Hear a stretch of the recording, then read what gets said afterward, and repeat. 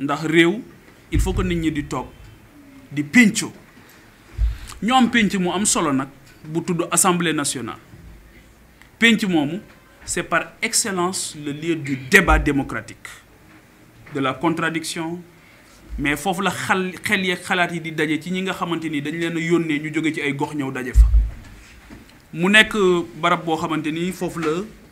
le lieu du dialogue ak yeneen instances yi nga xamante ni aussi dialogue yaa ngi fay am ak ci biir réew mi ak ci biir média yi nga xamante ni jamono bu nekk dialogue nga fay am ay nit yu wuute xalaat di toog di waxtaan di xool nan la ñuy def ba joyante mbir yi donc jàpp naa ne Sénégal fondamentalement mënuñoo wax a wax ba du réewu dialogue réewu waxtaan la ndax tey jii da ngay gis Sénégal rek ngay gis man en tout cas ci li may topp ci histoire Sénégal rek ngay gis am problème ñu ne dem nañ seeti ministre bi dem nañ seeti premier ministre dem nañ seeti président bu ñu fa jógee nga gis ñuy def tuuru syndicats yi les droits de l'hommiste dem seeti les khalifes généraux dem seeti le clergé donc loolu dafa mel ni Sénégal c'est pratiquement une exception sénégalaise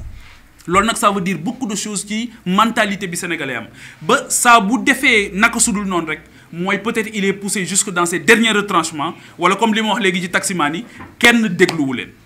donc véritablement le dialogue se passe au quotidien au Sénégal léegi nag quand vous êtes élu bu fekkee ne dañ la tànn ñun ñëpp moi j'étais candidat à la présidentielle booy ñëw ci booy nekk candidat ci présidentielle da ngay am gis-gis bu sori une vision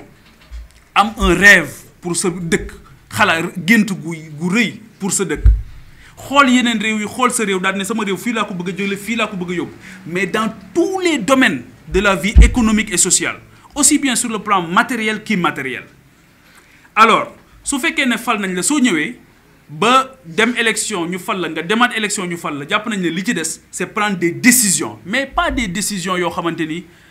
qui ne sont pas pertinentes mais des décisions pertinentes yoo xamante ni dafay changer le quotidien du Sénégalais loolu lañ jàpp ne ba tey dafa des loolu xëy na télé googu ñu yëg ñoom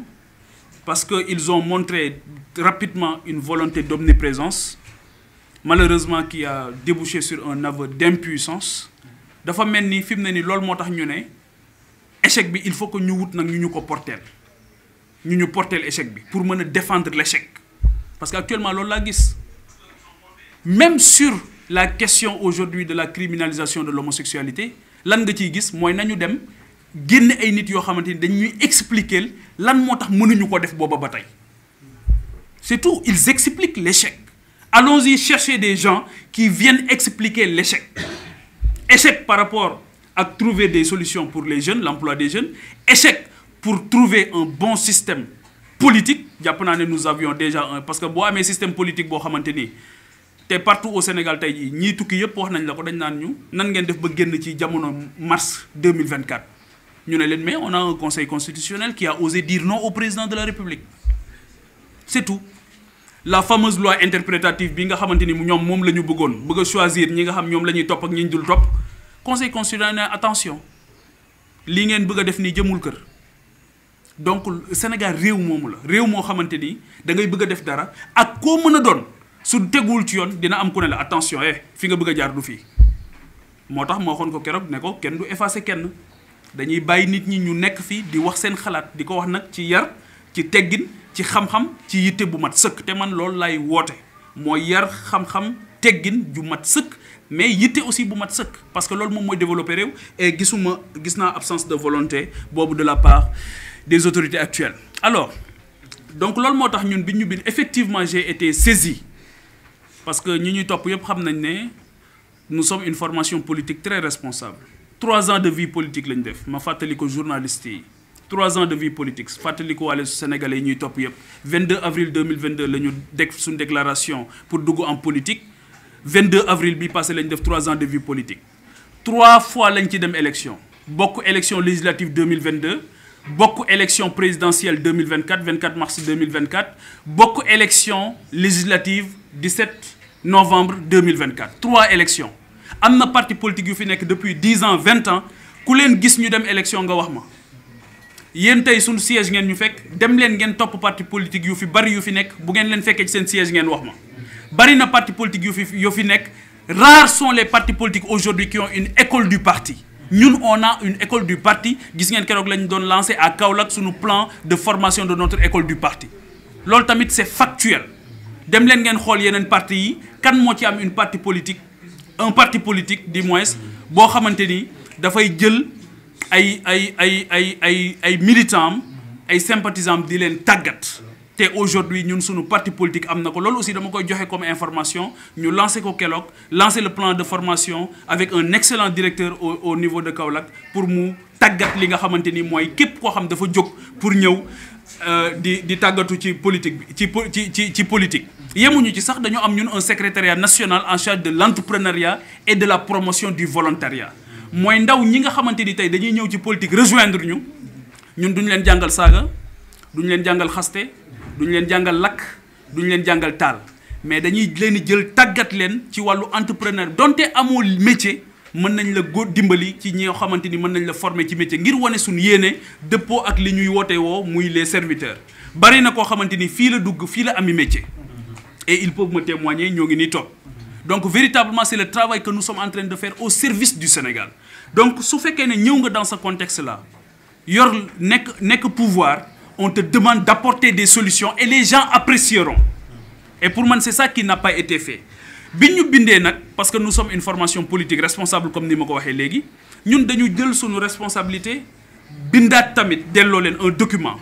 document boo xamante ni bien fouillé bien recherché bi ñu yónnee les termes TDR daal ne lii mooy suñu participation loolu ma mën ci lim au débat loolu ma mën ci lim ay points yoo xamante ni rapidement dama koy tënk après dinañ leen jox document bi ngeen exploité ko mais yi nga xamante ni jàpp nañ ne dafa am solo te di jàmbat ci Sénégal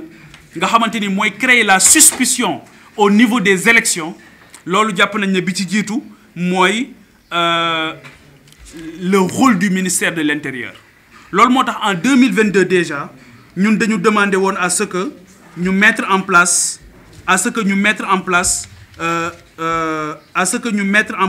en 2022 déjà